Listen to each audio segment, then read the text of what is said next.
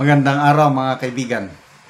Bigyan natin ng reaction ngayon, opinion, itong Facebook Reel posted by News Stories. Isang madre kawawa, kinuyog, minura ng mga ralista kahapon. Bakit? Sa kanyang pahayag tungkol kay BBM. Sabi niya, biktima lang daw si BBM. Biktima, kaya dapat natin siyang mahalin. Nagalit ang mga realista. Madre nakasuot siya ng madre. I don't know kung totoo ba siyang madre o nagdamit-damitan lang madre. Wala. Kinuyog siya ng mga realista at tinulak pa palayo. Ay, sus, nakawawa Mahalin po natin si BBM. Mahalin. Biktima po talaga siya.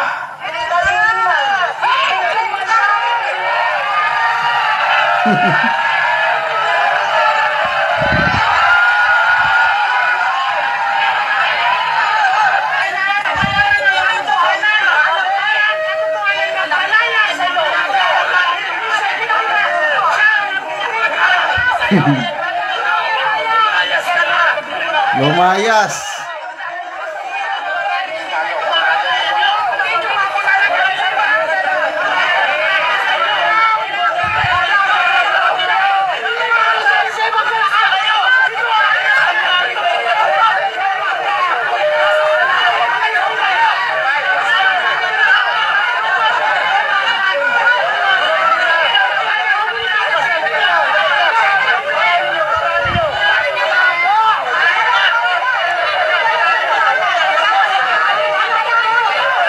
Sa isang pagtitipon ng mga taga-suporta ni dating Pangulong Rodrigo Duterte sa liwasang Bonifacio nitong Setyembre 21, inupakan ng mura, sigaw at pagkuyog si Mother Mary Flor ng Missionary of the Divine Healers matapos siyang manawagan na mahalin si Pangulong Bongbong Marcos Jr.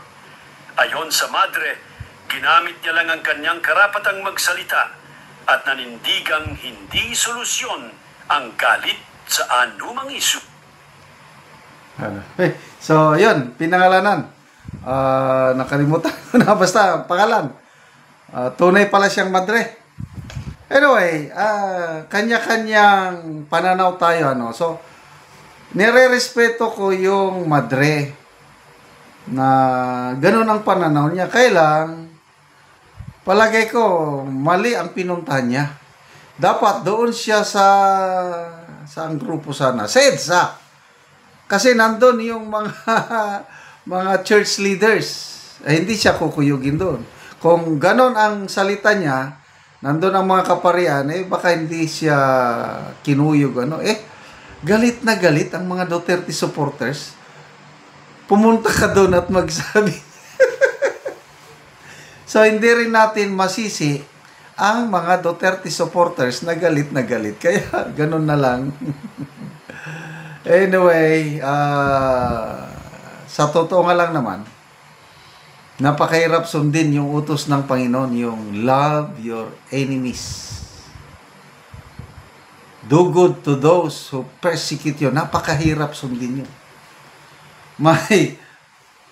Nung medyo mainit pa ang labanan ng Muslim at Kristiyano, nung marami pang mga bombing dyan, maraming that was how many years ago? 10 years ago? Nakarinig ako ng isang pastor, Christian pastor mag-preach daw siya sa kanila sa Cotabato. Nag-preach yung pastor, kailang sabi niya, meron siyang importin doon sa kanyang pulpito samtang nag-preach. Kasi nga, baka bigla silang lusubin ng mga Muslims. Kaya sabi niya, kahit pastor ako, alam ko yung nakasulat sa Bible na love your enemies. Kailang ang hirap sundin. Papatayin kami. Di lumaban kami. Kaya kailangan ko maghawak ng baril para may depensa kami. Mahalin natin si PBBM. Okay, don't get me wrong Every day, nagdarasal ako. Pinagdarasal ko ang mga political leaders elect government leaders elected and appointed. Kasi yun ang utos ng Bible eh. Pray for government leaders. So, pinagdarasal ko, ito, yung tunay ko talagang dasal, Marcos, Araneta, Romualdez, Duterte political clan, lahat ng senators, lahat ng congressmen, lahat ng mga governors, mayors. Dasal ko. Anong dasal ko? Yung mga leaders natin, magkaroon sila ng takot sa Diyos. Yun ang dasal ko. Na sana, ang Pilipinas, ang maghari dito, ang pag-ibig ng Panginoong Hesus. Kasi kung ang isang tao may takot sa Diyos, hindi niya basta magagawa yung mga ganyan yung kurakot. Kasi, alam niya, nakikita ng Diyos yung ginagawa niya. Kailan kung ang tao, wala na sa Diyos, yung Diyos ng isang tao is just, parang intellectual lang na, may Diyos, kailan, wala kang pakialam sa buhay ko. May mga ganun eh, na napagdaanan ko yan, alam ko lang may Diyos, kailan, kung ano ang gusto ko, sinusunod ko. Ganyan ako noon, kaya nakakagawa ko ng masama. Kaya ang dasal ko na sana, ang ating mga government leaders, magkaroon ng tunay na takot sa Diyos. Kasi kung ang isang tao may takot sa Diyos, may pagmamahal sa Diyos, yan, magsisilbi ng tapat. Ganon ang aking kuwan. Kaya, balikan natin itong Madre na ito. Wrong, nice message in the wrong place. Pumunta pa naman sa Liwasang Bonifacio, talagang kukuyugin siya. O baka nga, binasa ko ang mga comments, baka nabayaran daw. Comments lang, magbasa ko sa mga comments. Ang daming comments. April Kaindoy, so sister, hindi siya biktima. Kasali si Jan. Kagaya ng isang hindi siya biktima, nambibiktima siya. Sabi ng galit na DDS. Theo Broma, you're helping a devil. Mariam Baby, wag kasi kayo bias, mother. Joyce LB, binayaran yan, madre. You're helping a devil, madre. At least, hindi siya sinaktan at pinalayas lang.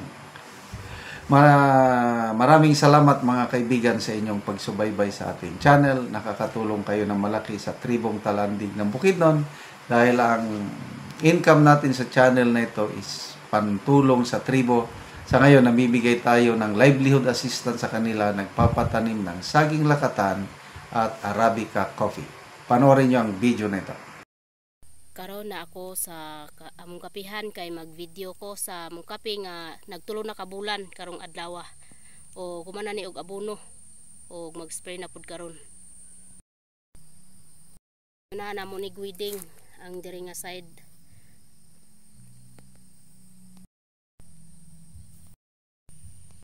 Chay sanga kape. So 500 ni kapunuan ang among gitanom. Og nagkapat ni og 10,550 nga seedling og tag 25 ang isa ka punuan ani. 19 mi ka pamilya ang nakapananom og kape. Naman mo og abono, so mag-spray na pod. Ginsay mga sanga. Kay tulo naman siya kabulan. Gikan sa pagtanom.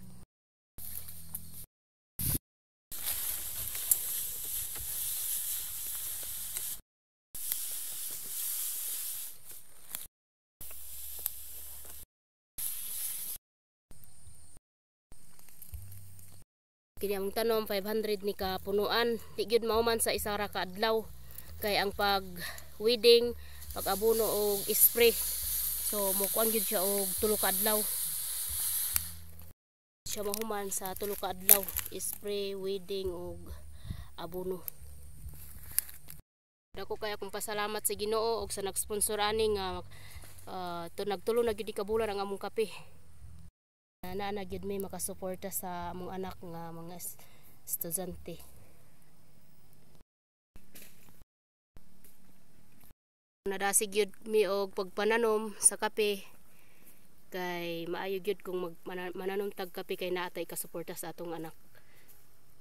Salamat kay sa Ginoo og sa nag-sponsor. Nga dako gyud kay among pasalamat nga nakapananom gyud mi sa kape.